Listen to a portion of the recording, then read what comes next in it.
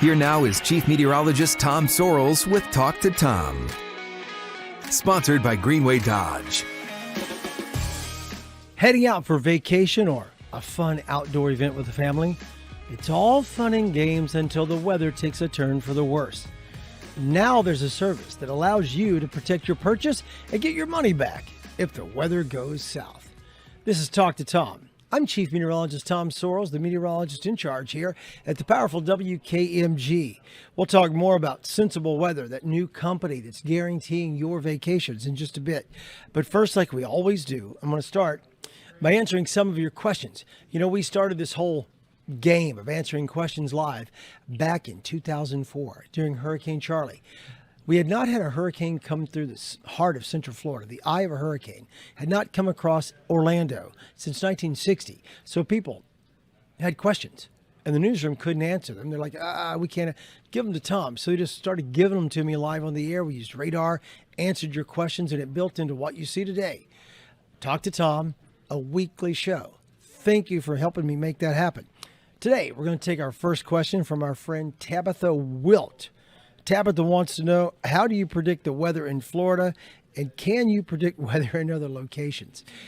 Odd you would ask me that question on this day of all days, Tabitha, because coming up in the second half of this show, we're going to have Sensible Weather on. They forecast weather around the globe, internationally now, and guarantee your vacations. But yes, the way we forecast weather here in Central Florida is two ways. There's two ways of doing it, or two different approaches you have to take to come up with the forecast. I've talked about this before. We have numerical weather prediction, which is the modeling. If you ever see me show a model of things to come, like the countdown of temperatures, or all kinds of different changes in pressure that we're forecasting to happen, or even the tracks of the hurricanes, those are numerical weather prediction models. Then we have observational weather, which is temperature, wind speed, direction, current pressure, what's going on, current cloud cover, current events, if you will, of the weather. So based on what we're seeing, observing right now, based on what the numbers, the algorithms say, and the models, when we plug in the current conditions and run those models, that's how we come up with our weather forecast. And I can sit here in Central Florida and forecast for Ocala, Orlando, Melbourne, Palm Coast, even Lakeland, even though that's technically part of the Tampa market. I forecast for them all. So yeah, I can look at the same models and type in a different city or a different region.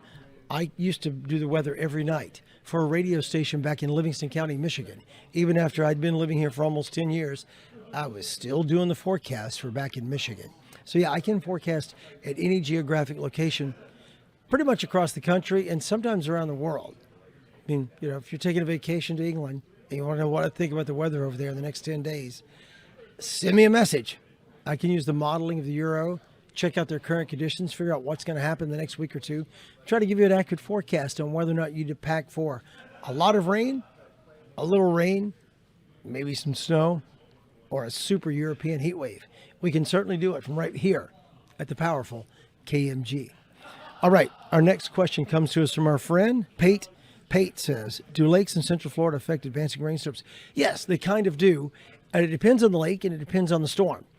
There have been times in recent history, in recent hurricane history, so to speak, when a hurricane comes in South Florida, normally hurricanes cut in half for every 6 hours they are over land. But sometimes if they come through the areas with swamps or lakes, they don't slow down hardly at all. And the reason for that is that our swamps and our lakes are evaporative, just like the ocean. And so they're continuing to funnel in big time moisture into the bottom of the storm, and the hits keep on coming. I get a lot of complaints from people in Apopka who say, you know, you get those squall lines coming in and Apopka misses out. Part of what slows that down, even though I think that's observational mythology. I'm not sure Apopka misses out on that much rain, but sometimes you will see Lake Apopka be cooler and a thunderstorm will hit it and die. Or sometimes you see a thunderstorm hit it and blow up. So it depends on the temperature of the water in the lake as to what effect the lake has. Sometimes a big body of water like that, like Lake Toho or Lake Apopka, can slow a thunderstorm down, or if it's really hot water, can help blow it up. Depends on what's going on, what time of the year it truly is. So yes, they do affect some of the rain showers and rain totals here in Central Florida. All right, let's go to Thomas. Our man Thomas wants to know. Oh, this is a great question, Thomas. Thomas wants to know what causes ball lightning. Okay, right out of the blocks, Thomas. Let me tell you, it's very weird. Hardly ever seen. And right now, there is no scientific agreement on what causes ball lightning. First, a little bit about that. It was first observed I want to say in Europe in the 1600s. I could be wrong about that. You need to Google that.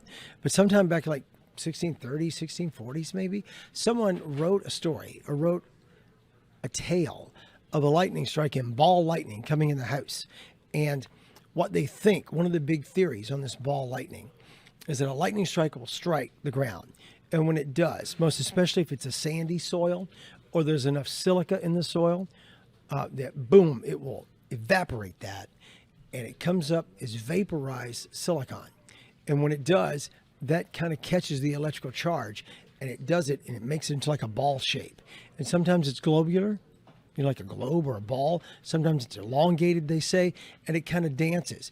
People report it being different colors. Some say it's blue, some say it's yellow, some say it's golden. And they say that one of the other theories with ball lightning is that maybe it occurs when a lightning strikes close to a house or a building that has a glass pane, and some of the atmosphere may be ionized onto the glass and electrically charges the glass and then slides through the glass and comes into the room.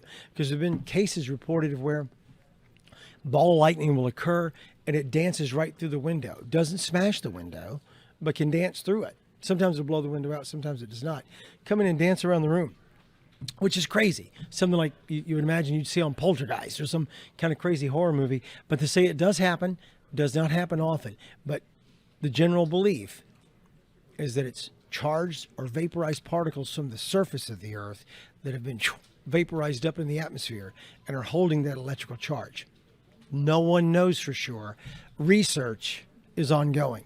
Last time I heard anybody talk about this was probably 7 or 8 years ago, one of the conferences, and I haven't heard anybody talk about it since. But that's what they thought at the time. I got to believe that's still the case. All right, let's talk about our friend Andrea. Andrea sends in questions all the time. Love you, Andrea. Here's the question. What weather phenomenon causes a sun shower? Okay, what a sun shower is just a shower or rain that comes down on top of you while the sun is still shining. In old slang terms, you'd hear people say the devil's beating his wife. Devil's beating his wife. It's raining in the sunshine. Devil must be beating his wife. I've heard that my whole life from old folks at church.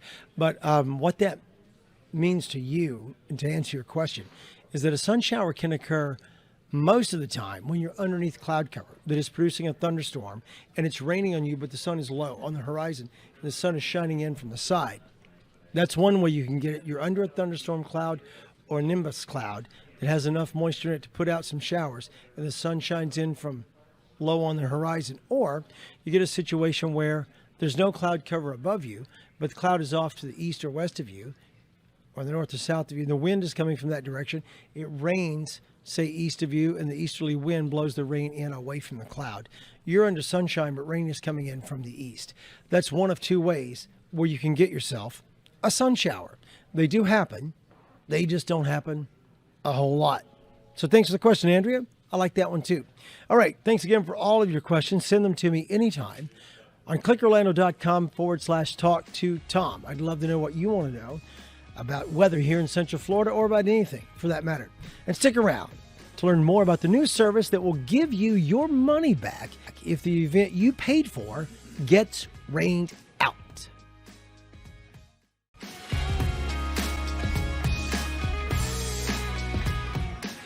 Hello, everyone. Welcome back to Talk to Tom. I'm Chief Meteorologist Tom Sorrells. From concerts to water parks, camping, and so much more. There are a lot of outdoor events that people like to enjoy here in Central Florida and around the country. But the weather, as you know, does not always play along. Thanks for joining us on Talk to Tom. Earlier, we answered your weather questions. Right now, we want to talk about a brand new service that is designed to protect your investment in outdoor activities when the weather takes a turn for the worse. The company is called Sensible Weather. The founder is Dr. Nick Cavanaugh. He joins us now. Hey, Dr. Nick Cavanaugh, how are you? Welcome to Talk to Tom. I'm great. Thanks for having me on the show. All right, I love the title, Sensible Weather. That's a fantastic name of a company. I wish I had thought of it. Talk to me about how you came up with the idea. Why did you do this? So I have a background first as a climate scientist, and then I was a hedge fund quant, building these types of risk transfer products generally for businesses and for markets. Where behind the scenes, we're essentially evaluating weather and climate risk and building some financial product to offset that risk. What I had never seen before is these types of products being offered to consumers, in particular in the travel and event space, where consumers ultimately take on the financial risk when they plan a trip or they buy tickets to a music festival. I really wanted to see these types of risk transfer products be available to so that they could offset their risk and ultimately guarantee that they have a good time. If people really want to protect their vacation, how do they find you? What do they do? How do they sign up? So generally, when you book vacation online, whether you're booking a hotel or your airfare, when you get to the checkout screen, we are optional add-on where you check the box for a weather guarantee that protects your trip, for those particular days. We are also commonly offered a post-purchase via email when you have your either confirmation email or pre-arrival email for a hotel stay. Okay, how much is it though? Like if I go to rent a car, it's like $15 a day. Is it that much? Is it less? So it depends how much you're spending. Ultimately, we often reimburse up to 100% of the cost of your hotel stay or theme park tickets or tickets. So in that, we have a sort of a maximum coverage limit. The price scales accordingly. Usually we're priced at around 10% of what you end up spending on a hotel. Sometimes it's quite lower. So for example, in drier areas where it would be much less common, we can offer that coverage for much less. Because it rains here a lot. I get joked on all the time or cracked on all the time. Oh, I wish I had your job. It's going to rain. It might not. We have the wet season going. And if we hit it, then yeah, every afternoon in Central Florida, there's about a 70% chance at some time you're going to get a thunderstorm. So what's the threshold people have to meet to get their money back? So thresholds vary by location, time of year, as well as what's in the weather forecast. So if there's rain, certainly there's going to be rain this weekend. You look at the forecast, it's going to be rainy. The threshold would be quite high, or we would be unable to offer a product at all. Most often, thresholds are around 2 or 3 hours over a period of, say, 8 a.m. to 8 p.m. It rains more than 2 or 3 hours, you're going to be eligible for reimbursement. But that threshold will vary, again, as a function of time of year and location.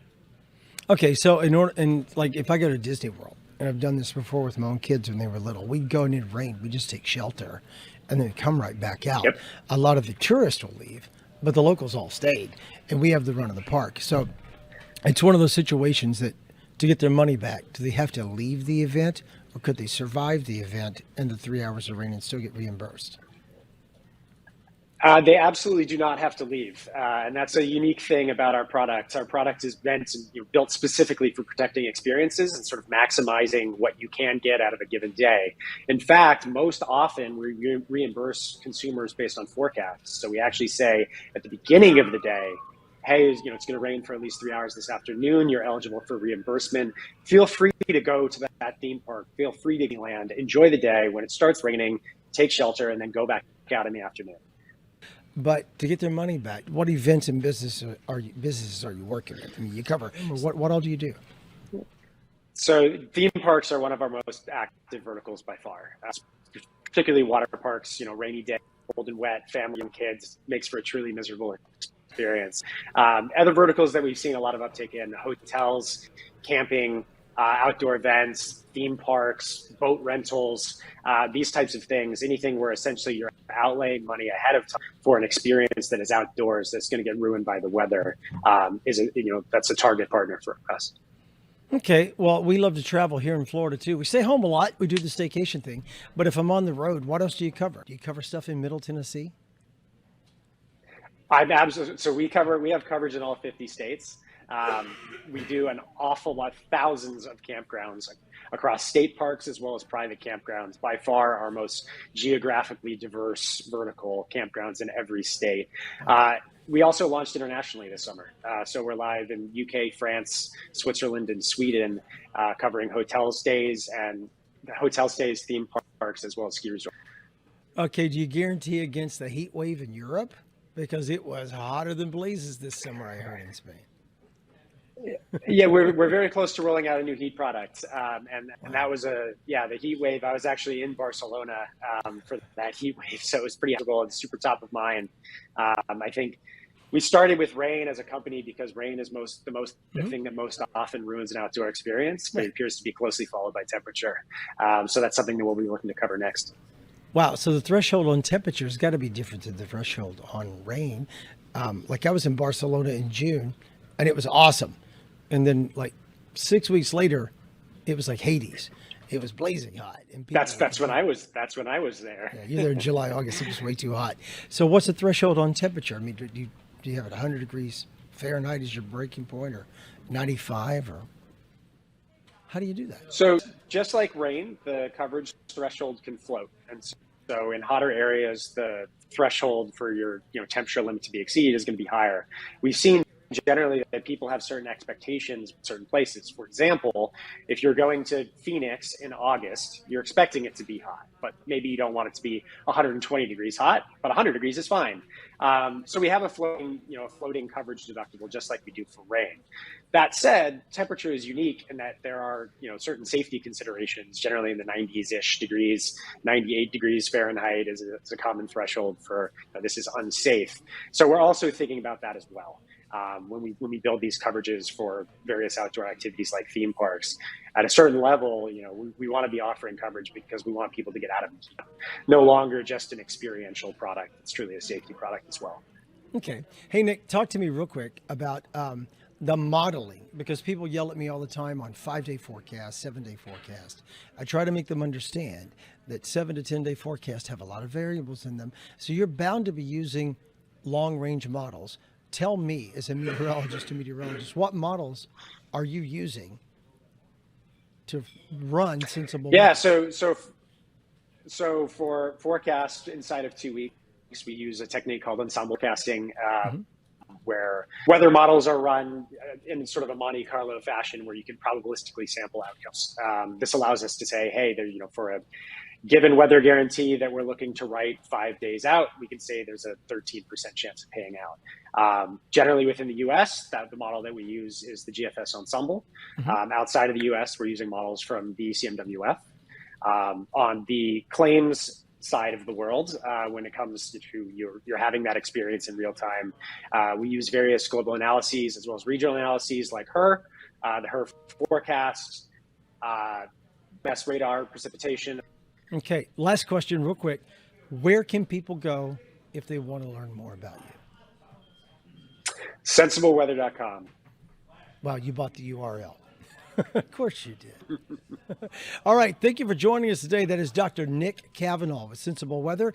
Thank you so much for being here with us, Nick. I wish you well. I can't wait to see how this goes in the next 5 to 10 years, if it really explodes into something big for tourists all across the area, most especially right here in Central Florida.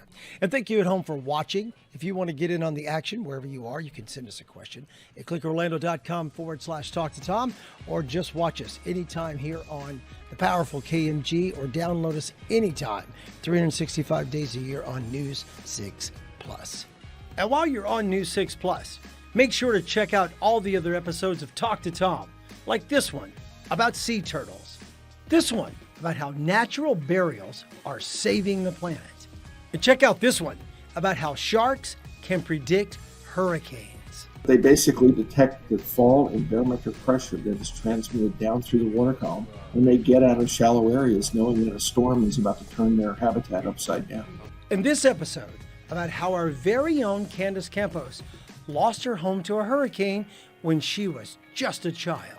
Everything my parents owned was gone unless it was in that small half bath. Watch every episode of Talk to Tom for free on the new 6 Plus app. Just download it on your smart TV to get started.